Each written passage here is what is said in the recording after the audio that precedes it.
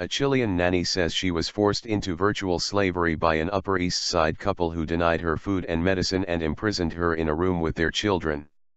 In a bombshell lawsuit, Felicitas del Carmen Villanueva Garnica, 50, claims she was physically abused every day by the 3 brats she was caring for. Her employers, Chilean aristocrats Malu, Custer, Edwards and Micky Hurley, trafficked her to the United States under false pretenses and for the purpose of unlawfully compelling her to care for their young children, the Manhattan federal court lawsuit claims.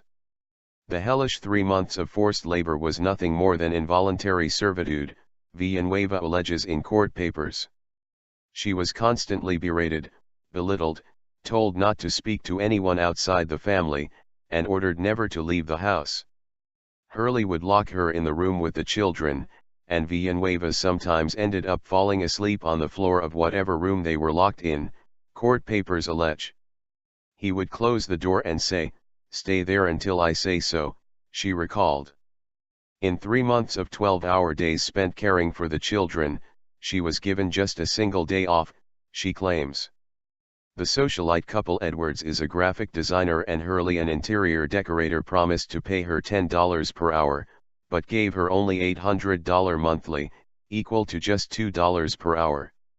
When Villanueva protested, Edwards replied, "No other nannies in the U.S. make more than $700 per month," according to court papers. Villanueva's charges ages 6, 8 and 10 repeatedly hit her and once slammed a refrigerator door on her head so hard she nearly lost consciousness, she charges in her lawsuit. Villanueva began working for the couple in Chile in December 2010, when an employment agency sent her to the family, whose roots run deep in Chilean society.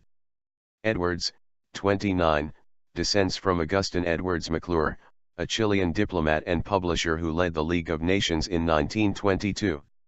Hurley, 35, is related to the country's founding settlers and is the stepson of opera set designer Pierluigi Sammaritani. "All Chile knows them," Villanueva said of Edwards' family. "They come from a family with lots of resources."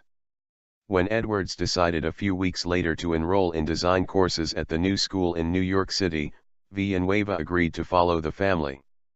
They asked her to work for 2 years and said she would be rewarded with higher pay, health insurance, medical care, food, clothes and lodging, according to court papers. But she arrived to an American nightmare. In Chile, they behaved very nicely. When we came to the US, that's when the situation changed completely. I honestly didn't know. I didn't even imagine it, she said. The couple has denied the allegations. The claims are completely without merit and will be fully refuted in court, said their lawyer, Robin Alperstein. Even her arrival was fraught with risk. Villanueva claims in the suit that the family procured an illegal passport for her and that Edwards coached her through encounters with immigration officials in Chile and the United States. The day the family first settled in Soho in January 2011, one of the children hit Villanueva so hard the glasses fell off her face, according to court papers. The children would slap and hit her on a daily basis, including the youngest, who hit her with a chair, Villanueva claims. Villanueva began taking photos of her injuries, because, she says, the mother refused to believe her. The nanny noticed the kids got more aggressive when they were hungry, which was frequently, Villanueva claims in her suit. Edwards bought only small amounts of milk, yogurt, eggs and bread and nothing else, court papers say. Her husband once scolded Villanueva in a rage for eating the last piece of bread. Breakfast was usually nothing more than a small teacup of milk and a piece of bread smaller than a coaster, Villanueva alleged. But the couple who bragged in a 2009 New York Magazine feature about a family trip to St. Lucia and their other international travels rarely missed a meal themselves. They spent lavishly on personal items, including clothing, dining out and Edwards' education, court papers say. They were regulars at the famed Soho Bistro Balthazar. They also moved twice, to East 75th Street and then East 88th Street. After 2 months, Villanueva begged to be allowed to go home, but Edwards allegedly refused, Telling the nanny she had signed a contract, Villanueva claims in court papers. "They brought me here to mistreat me," Villanueva told the Post. "They were telling me I don't have any rights of any sort." She was given 1 day off, on President's Day 2011, when the mother allegedly told her to leave despite the snow and cold.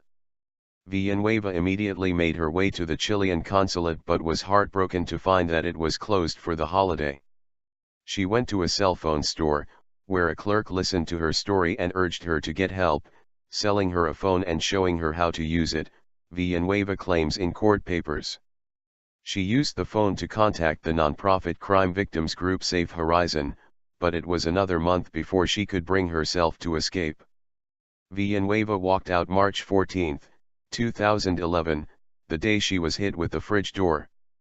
"I fell on the floor, he hit me so hard," she recalled. "I was afraid I'd lose consciousness. I said, I can't tolerate this." She marched out without any of her belongings, walking past a stunned Edwards. Villanueva says she got on a bus without money or knowing where it was headed. "I called 911, I called 311, she said. Eventually, a 311 operator helped her figure out how to get to Safe Horizon. Villanueva, who suffers from hypertension but claims she was never allowed to refill her meds while living with her overseers, finally was able to see a physician. She said she was diagnosed with encephalitis, post-traumatic stress disorder and pedophobia, a fear of children, according to the lawsuit.